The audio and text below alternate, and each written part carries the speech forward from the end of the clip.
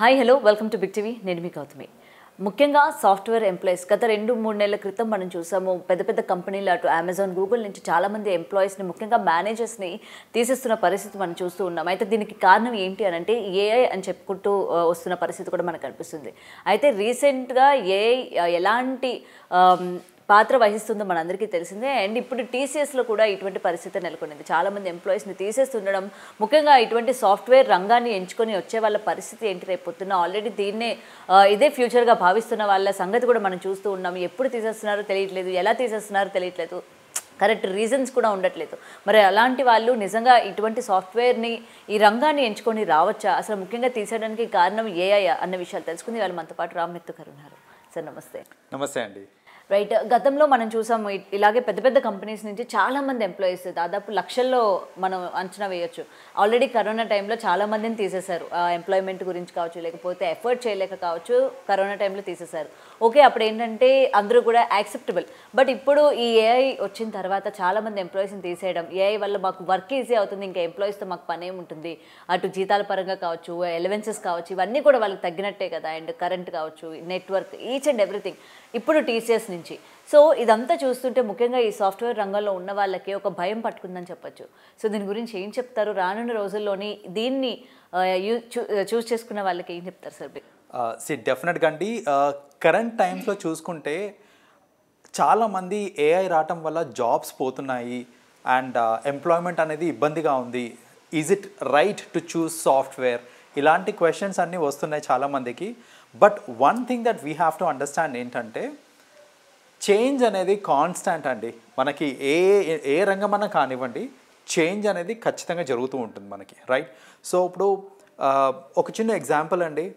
ఇంతకుముందు చూసుకుంటే పాస్ట్లో జనాలు కమ్యూనికేట్ చేసుకోవడానికి లెటర్స్ రాసుకునేవాళ్ళు, లైక్ ఎన్వలప్స్, లెటర్స్ అవి ఉండేవి. కానీ ఏంటంటే ఈవెన్చువల్లీ మనకి ఈమెయిల్స్ రావటం వల్ల ఈ లెటర్స్ అనేది తగ్గిపోయినాయి మనకి. సో ఇప్పుడు అలానే లెటర్స్ తప్ప అంటే ఈ ఈమెయిల్స్ రావటం అనేది కరెక్ట్ కాదు, అది తప్పు అని చెప్పడానికి లేదు. అది చాలామందికి ఉపయోగపడుతుంది ఇప్పుడు చెప్పాలంటే. ఇంకో ఎగ్జాంపుల్ తీసుకుంటే, ఇంతకుముందు కాయిన్ బాక్స్లు ఉండేవండి మనకి. మన చూస్తే ప్రతి స్ట్రీట్ బయట 1 రూపీ వేసుకొని కాల్స్ చేసుకునే సౌకర్యం ఉండేది మనకి. కానీ సెల్ ఫోన్స్ వచ్చి ఈ free out going, free incoming ఇవన్నీ వచ్చిన తర్వాత అసలు ఆ రంగమే లేకుండా పోయింది. ఇప్పుడు కరెంట్లీ చెప్పాలంటే ఇప్పుడు ఎస్టీడీ బూత్లు అయినా ఎక్కడున్నాయండి? అసలు లేవు. అలానే ఇప్పుడు ఈ సెల్ ఫోన్స్ ఇవన్నీ కరెక్ట్ కాదు అని చెప్పడానికి లేదు. ఏ డెవలప్మెంట్ జరిగినా కూడా అది చెప్పాలంటే మన మంచికే జరుగుతుంది. అయితే ఏఐ విషయంలో కూడా అంతేనండి. ఇప్పుడు చాలామంది ఏంటంటే ఏఐ రావటం వల్ల ఎస్ ఇంపాక్ట్ అనేది చాలా మటుకు ఉంది. చూస్తుంటే ఎన్నో రంగాలలో చాలామందిని తీసేస్తున్నారు. అయితే మనం ఇక్కడ చూడాల్సింది ఏంటిది అని అంటే, అది క్రియేట్ చేసే కొత్త కొత్త ఆపర్చునిటీస్ ఏంటివి, దానికి తగ్గట్టు మనం ఎట్లా అప్స్కిల్ చేసుకోవాలనేది చూసుకోవాలి. ఇప్పుడు సాఫ్ట్వేర్ అంటే పద్దాక కోడింగ్ ఒకటే కాదు. చాలామంది ఏమనుకుంటారంటే సాఫ్ట్వేర్ అంటే కోడింగ్ మాత్రమే అనుకుంటారు. కానీ దీనిలో చాలా డివిజన్స్ ఉంటాయండి. ఇప్పుడు చూడండి, కోడింగ్ ఏఐ చేస్తుంది సరే, కానీ ఏఐని మెయింటైన్ చేయాలి కదా.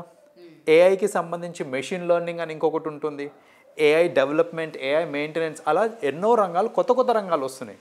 సో యువతకి మనం చెప్పాల్సింది ఏంటిది అని అంటే, ఏఐ వచ్చింది కదా అనేసి భయపడిపోవడం కాదు, దానికి తగ్గ చేంజెస్ ఏమున్నాయి, అప్స్కిల్స్ మనం ఏం చేసుకోవచ్చు, చేంజెస్ మనం ఏం చేసుకోవచ్చు అని మనం చూసుకోవాలి. దానికి తగ్గట్టు కనుక మనం స్కిల్ ఎన్హాన్స్మెంట్ చేసుకున్నాము అని అంటే ఖచ్చితంగా ఎంప్లాయ్మెంట్తో ప్రాబ్లమే ఉండదండి మనకి. ఇప్పుడు చూడండి, ఏఐ అంటే దానికి రిలేటెడ్ ఫీల్డ్స్ చాలా ఉంటాయి మనకి.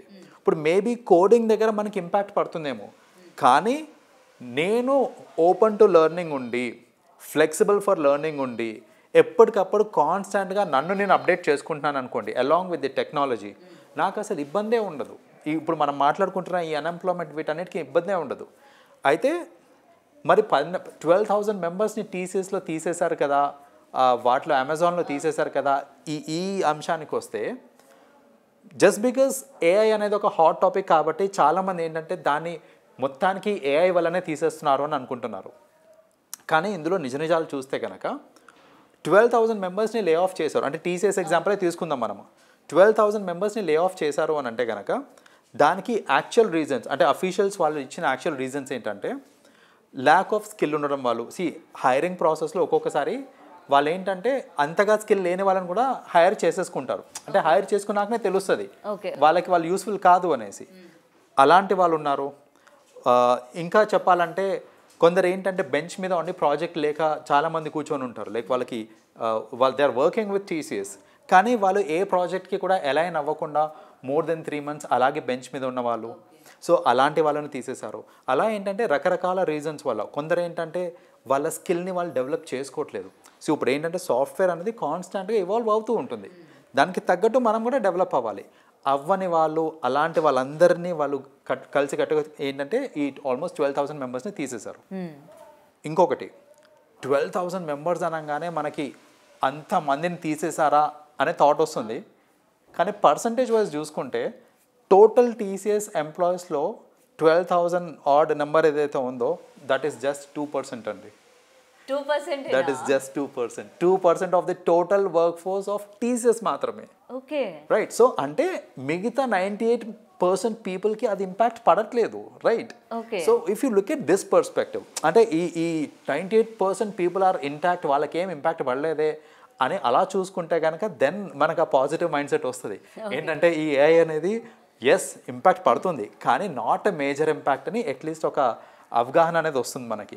సో ఏంటంటే బ్లైండ్గా ఈ నంబర్స్ని చూసుకొని లేకపోతే వాట్ ఎవర్ రూమర్స్ వస్తున్నాయో AI వల్లనే ఇట్లా అవుతుంది అని అనుకొని భయపడిపోయి అసలు సాఫ్ట్వేర్ ఫీల్డ్ వైపు వెళ్ళటం కరెక్ట్ కాదు అని అనుకోవడం, ఇలా కాకుండా you do the analysis.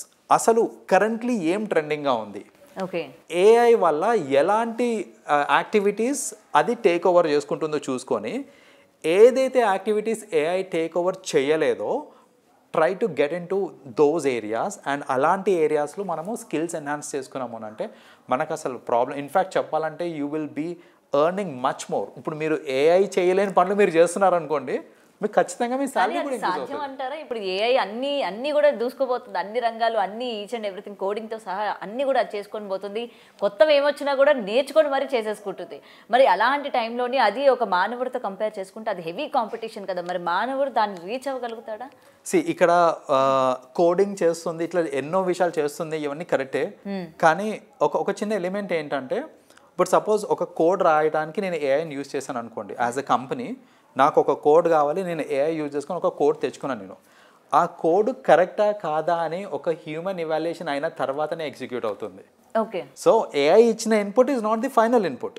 So basic పని ఏదైతే చేయాలో అది చేస్తుంది AI, కానీ అది కరెక్ట్ రిజల్ట్ ఇచ్చిందా లేదా, కరెక్ట్ అవుట్పుటా, ఎగ్జిక్యూట్ చేయగలుగుతామా లేదా, ఇలాంటివన్నీ కూడా మళ్ళీ ఒక హ్యూమన్ టెస్టింగ్ అవ్వాల్సిందే అక్కడ.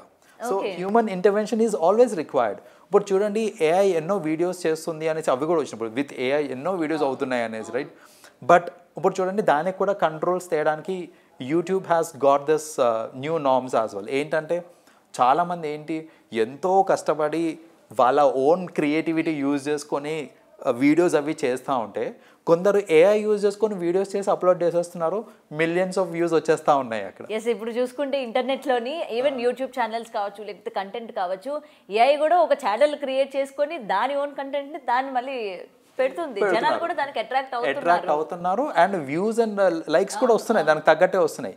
కానీ ఈ ఫినామినా నెగటివ్ అని యూట్యూబ్ వాళ్ళు అర్థం చేసుకొని, ఎందుకంటే ఇప్పుడు చూడండి ఒక సోషల్ మీడియా ఇన్ఫ్లుయెన్సర్ ఎంత కష్టపడతాడో ఆర్ ఎంత కష్టపడితే ఆ ఫేమ్ నేమ్ వస్తుంది, అలాంటిది ఒక AI వచ్చి ఓవర్టేక్ చేస్తుంది అని అంటే దాన్ని వాళ్ళు యాక్సెప్ట్ చేయలేదు. కాబట్టి యాజ్ పర్ న్యూ నార్మ్స్ ఎవరన్నా సరే AI కంటెంట్ని పెట్టి ఏదైనా వీడియోస్ చేసి అప్లోడ్ చేస్తే that particular channel will be blocked for 60 days.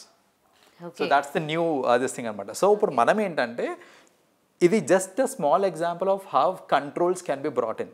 అంటే మనం అనుకోవచ్చు AI ఇప్పుడు మనం కంట్రోల్ పెట్టలేదు అని అంటే AI can do what ever it wants and అది అన్కంట్రోలబుల్ అయిపోతుంది అనమాట.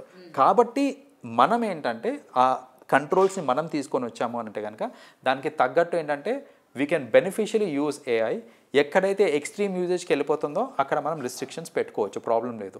సో దాట్ వే ఏంటంటే AIని ఒక నెగటివ్ పర్స్పెక్టివ్గా చూడటం కాదు. సరే సర్టెన్ ఏరియాస్లో మనకి ఇంపాక్ట్ పడుతుంది, మనకి మల్టీ స్కిల్డ్ ఇది ఉండాలన్నమాట, ఫేస్ ఉండాలి.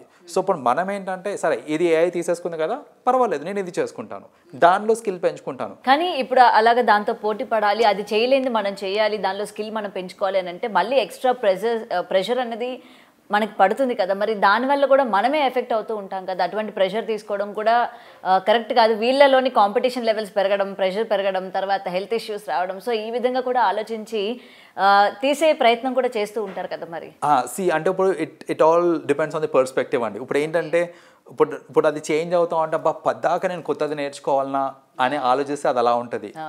నాకు కొత్తది నేర్చుకునే ఛాన్స్ వచ్చింది, నేను అప్ స్కిల్ చేసుకోవచ్చు అని దాన్ని పాజిటివ్గా చూస్తే అది పాజిటివ్గా కనిపిస్తుంది. అండ్ ఏఐ పక్కన పెట్టేస్తే అదర్వైజ్ సాఫ్ట్వేర్ కూడా చూసుకోండి. మనం చిన్నగా ఉన్నప్పుడు మనం నేర్చుకుంది C++ అవి నేర్చుకున్నాం మనం. ఇప్పుడు కరెంట్లీ C++ ఇవన్నీ దేనికైనా పనికొస్తున్నాయి అంటే లేదు. ఇప్పుడు మొత్తం అంతా పైథాన్ అంటున్నారు. There is something else totally different as such.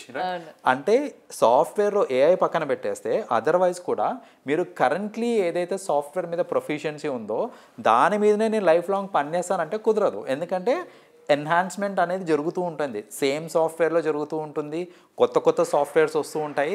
At the end of the day ఏంటంటే competition within the softwares కూడా అవుతూ ఉంటుంది. ఇప్పుడు అజూర్ అనేది ఉంది మనకి, AWS అనేసి, we have so many other cloud technologies అవి ఉన్నాయి.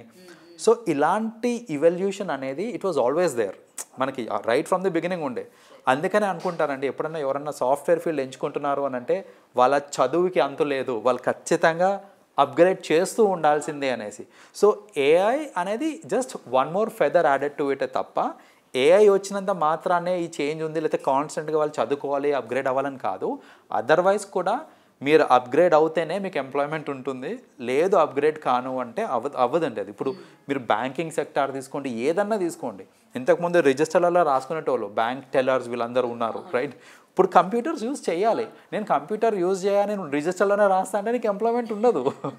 సో అలా ఏంటంటే ఈ చేంజింగ్ టెక్నాలజీని దృష్టిలో పెట్టుకొని మనల్ని మనము స్కిల్ఫుల్ చేసుకుంటా ఉంటే మన జాబ్స్కి ఏ ప్రాబ్లం ఉండదు. అండ్ మేబీ ఇంపాక్ట్ పడుతుండొచ్చేమో minute here and there, but that's healthy impact and we have to take it positively. So ఎందుకంటే ఆల్రెడీ ఇది విన్న తర్వాత చాలా మంది ఫ్యామిలీస్లోని అమ్మో అందరు జాబులు తీసేస్తున్నారు, నెక్స్ట్ నీటర్నేమో నీ జాబ్ తీసేస్తారేమో అని ఒక భయం పట్టుకొని వద్దు మనం ఇంకా సాఫ్ట్వేర్ ఫీల్డ్కి వెళ్ళొద్దు, ఏదైనా బిజినెస్ పెడతాం లేకపోతే ఇంకేదైనా చేసుకుందాం కానీ నో అసలు సాఫ్ట్వేర్ అంటేనే వద్దు అన్న రకంగా తయారైపోయారు. ఫ్యామిలీ ఇంపాక్ట్ కావచ్చు, వాళ్ళకున్న సిచ్యువేషన్స్ కావచ్చు, పరిస్థితులు సరౌండింగ్స్ కావచ్చు, సాఫ్ట్వేర్ ఫీల్డ్ మనం ఎంచుకోవద్దు, అది అంటే గ్యారంటీ లేని జాబ్స్ లాగా అయిపోయింది అనమాట. అది అలా అంటున్నారండి. ఆ పర్స్పెక్టివ్ రావడానికి ఇంకొక మెయిన్ రీజన్ చెప్తా చూడండి. ఈ రోజు నాకు జాబ్, నేను సాఫ్ట్వేర్లో పనిచేస్తున్నాను, నన్ను తీసేశారు కంపెనీలో. మా ఇంట్లో అడుగుతారు నన్ను ఎందుకురా తీసేశారు నిన్ను అని అంటే, నేను సగం పని చేయలే కాబట్టి నన్ను తీసేశారని చెప్పాను కదా నేను. నేను ఒకటే ఏఐ వచ్చింది నన్ను తీసేశారు. That's that's a safe answer that I can give. మనం కూడా దానికి ఆన్సర్ కి సాటిస్ఫై అయిపోతాం. ఓకే. సో అలా ఏంటంటే ది బ్లేమింగ్ ఆన్ ఏఐ అవ్వడానికి ఇంకొక ప్రధాన కారణం ఏంటంటే ఏ రీజన్ వలన జాబ్ పోయింది అని అంటే దానికి దీన్ని ముడిపెట్టేస్తున్నారు అనమాట. లైక్ ఏంటంటే ఏఐ వల్ల నా జాబ్ పోయింది అని చెప్పేస్తున్నారు. సో అలా ఈ నెగిటివిటీ అనేది ఇంకా స్ప్రెడ్ అయింది.